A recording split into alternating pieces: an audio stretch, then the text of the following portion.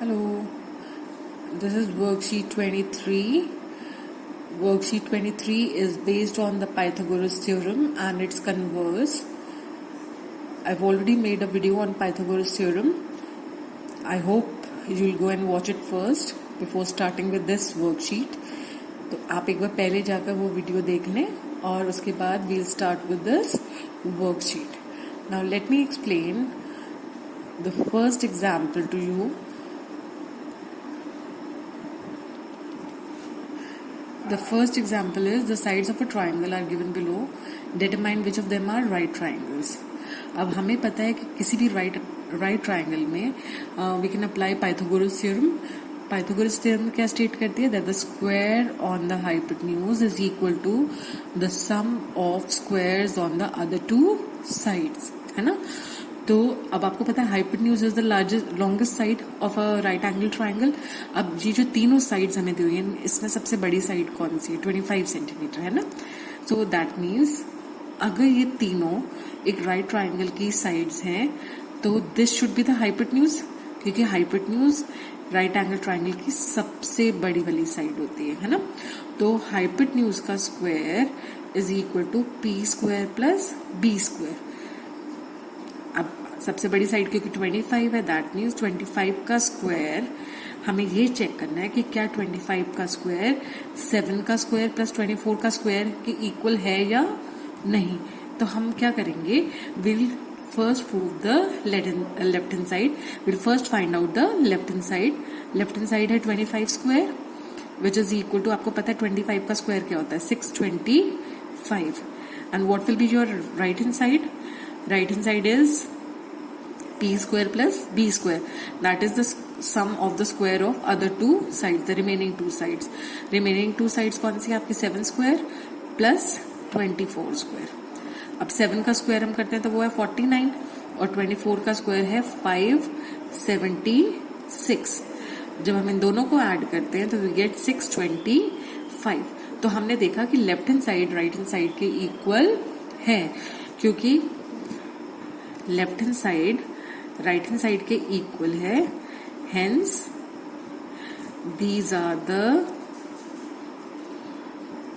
Sides of a right angled triangle. I hope this is clear हम कैसे कर रहे हैं. Moving on to the next part. आपका नेक्स्ट पार्ट है 3 सेंटीमीटर, 8 सेंटीमीटर एंड 6 सेंटीमीटर. अब उसी तरह से करेंगे. हमें पता है कि अगर एक चीज राइट एंगल ट्राइंगल है तो इसमें we should be able to apply the Pythagoras theorem. और पाइथागोरस थ्योरम क्या स्टेट करती है कि H square is equal to P square plus B square. अब H square, H is the hypotenuse. Hypotenuse is the longest side of a right angle triangle. अब इन तीनों sides में सबसे लॉन्गेस्ट साइड कौन सी है? ये है ना. दैट मीन्स अगर ये एक पाइथागोरियन ट्रिपलेट है तो हाइपोटेन्यूज उसमें 8 सेंटीमीटर ही होना चाहिए. तो हमें अब एक तरह से ये शो करना है कि जो 8 का स्क्वायर है is this square equal to 6 square plus 3 square or not. अगर H square is equal to P square plus B square तब ये एक राइट एंगल ट्राइंगल बनेगा, अदरवाइज नहीं बनेगा. तो हम क्या करते हैं? Let us find out the square of 8. तो 8 स्क्वायर हमारा क्या आ जाता है? 64. अब बाकी जो दो रिमेनिंग साइड्स हैं उनका स्क्वायर करके देख लेते हैं. उनका स्क्वायर का सम निकाल लेते हैं. That is 3 square plus 6 square, है ना. अगर हमारा लेफ्ट हैंड साइड ये है और राइट हैंड साइड हमारा क्या है? 3 square plus 6 square. What is 3 square? 3 square is 9 and 6 square is 36. इनको ऐड करा तो हमारे पास क्या आया? 45. तो हमने क्या देखा कि left hand side right hand side के इक्वल नहीं है. That means this does not form a Pythagorean triplet. Hence these are not the sides of a right angle triangle. तो आप कहेंगे since 8 square is not equal to 3 square plus 6 square, therefore these are not the sides of a right angled triangle. ठीक है. Now let us move on to the second example. Second example में हमें बोला गया है कि ABC is an isosceles right angled isosceles triangle right angled at C.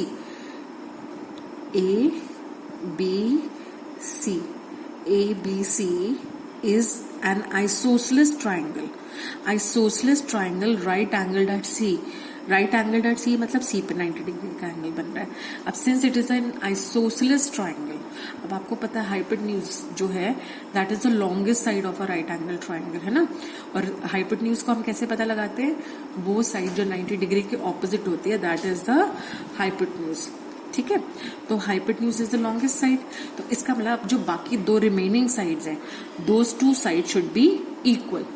Isosceles triangle के लिए आइसोसेलेस ट्राइंगल है तो दो साइड्स इक्वल होनी चाहिए. That means AC should be equal to BC. ठीक है. तो if AC is equal to BC तो आपको अब क्या शो करना है? That AB square is equal to 2AC square. हमें गिवन क्या है? We are given that triangle ABC is an isosceles triangle right angled at C. That means angle C is 90 degree. अब क्योंकि ये एक राइट एंगल ट्राइंगल है तो we can apply the Pythagoras theorem. अब क्योंकि ट्राइंगल ABC एक right angle triangle है तो we can apply the Pythagoras theorem here, है ना. अब बाय पाइथागोरस थ्योरम हम क्या कह सकते हैं? We can say that H square is equal to P square plus B square. H क्या है यहाँ पर? हाइपोटेन्यूज क्या है? AB. दैट मीन्स AB square is equal to P square plus B square. P perpendicular और बेस हम कोई भी ले सकते हैं, है ना. तो if AC is a perpendicular and BC is the base then we can write this is equal to AC square plus BC square. लेकिन हमें क्वेश्चन में गिवन है that triangle ABC is an isosceles right angle triangle. That means AC is equal to BC. We are given एक चीज हमें और add करनी है इसमें that AC is equal to BC. हमें ये गिवन है AC is equal to BC. ठीक है. So we have AB square is equal to, अब क्योंकि AC BC के इक्वल है तो हम BC को AC से रिप्लेस कर सकते हैं. तो BC की जगह भी मैं AC स्क्वायर लिख सकती हूँ. So now I have AB square is equal to AC square plus AC square is 2AC square. And this is what we had to prove. हमें यही शो करना था, है ना. Now let us move on to the next question. Question में आपको दिया हुआ है the sides of a triangle are given below, determine which of the following are right triangles. अब क्वेश्चन 1 में आपको 3 साइड्स दी हुई हैं. हमें 3 साइड्स जो गिवन है वो है 6 सेंटीमीटर, 8 सेंटीमीटर एंड 10 सेंटीमीटर. अब बाय ऑब्जर्वेशन हमें पता है कि the longest side is taken as a hypotenuse, है ना. तो दैट मीन्स हमें एक तरह से ये शो करना है कि जो लॉन्गेस्ट साइड का स्क्वायर है वो बाकी दोनों साइड के स्क्वायर्स के सम के बराबर है या नहीं. अगर लॉन्गेस्ट साइड का स्क्वायर बाकी दोनों रिमेनिंग साइड के सम स्क्वायर्स के सम के बराबर होगा then it is a right angle triangle, otherwise it is not. तो हम पहले 10 का स्क्वायर फाइंड आउट कर लेते हैं. What is 10 square? 10 square is 100, है ना. Now let us find out the sum of squares of the other 2 sides. तो 6 centimetre square plus 8 centimetre square को हम स्क्वायर कर ऐड करते हैं तो we get 6 square is 36 and 8 square is 64. 8 square मतलब 8 into 8, है ना. तो 36 प्लस 64 इज 100. तो हमने देखा कि 10 का square is equal to 6 square plus 8 square. This implies that 6, 8 and 10 form a Pythagorean triplet. Therefore, we can say that these are the sides of a right angled triangle. ठीक है, तो हमने देखा कि since 10 square is equal to 6 square plus 8 square, therefore these are the sides of a right angled triangle. Now the second part is 8 centimeter, 13 centimeter and 12 centimeter. अब by observation आप easily बता सकते हैं कि हाइपोटेन्यूज इनमें कौन सा होगा.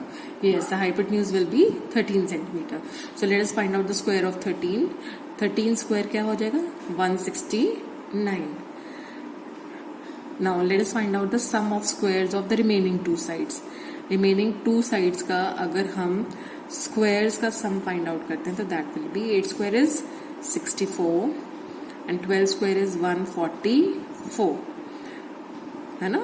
12 का स्क्वायर होता है 144 एंड 8 का स्क्वायर है 64. जब हम इसको ऐड करेंगे तो हमारे पास आएगा 208. तो हमने देखा कि 169 is not equal to 208. That means the square of the longest side is not equal to the sum of squares of the other two sides. This implies that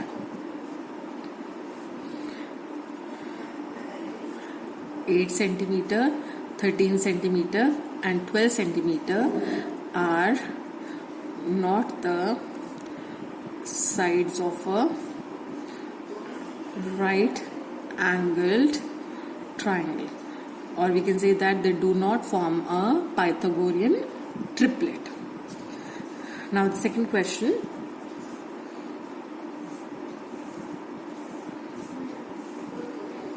we are given that this is a wall, this height, this length is 10 meter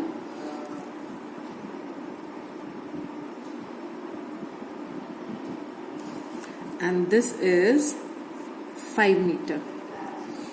We have to find out h. अब आपको पता है ये जो wall है, wall is always perpendicular to the ground. This is the ground, है ना. तो wall हमेशा ground से perpendicular होगी. That means it will make an angle of 90 degree. तो और this is the ladder. So this figure basically is that of a right angle triangle. अब क्योंकि एक right angle triangle बन रहा है तो हम इसमें पाइथागोरस थ्योरम अप्लाई कर सकते हैं. पाइथागोरस थ्योरम क्या स्टेट करती है कि h square is equal to p square plus b square. That means hypotenuse क्या है यहाँ पर 10. That means 10 square should be equal to 5 square plus h square. 10 square कितना हुआ 100. This is equal to 5 square is 25 plus h square. So you can see that h square is equal to 100 minus 25. ये 25 जब आप equal to की दूसरी तरफ ले आएंगे तो 100 minus 25 हो जाएगा. And what is 100 minus 25? This is 75. So h square is equal to 75 meter square. तो that means h कितना होगा हमारा? That will be square root of 75 meters. 75 के अगर हम फैक्टर्स निकालें, 5 से आप डिवाइड करेंगे, 5 1 is 5, 25 बचा, 5 5 is 25, है ना. तो यू विल गेट 5√3 मीटर.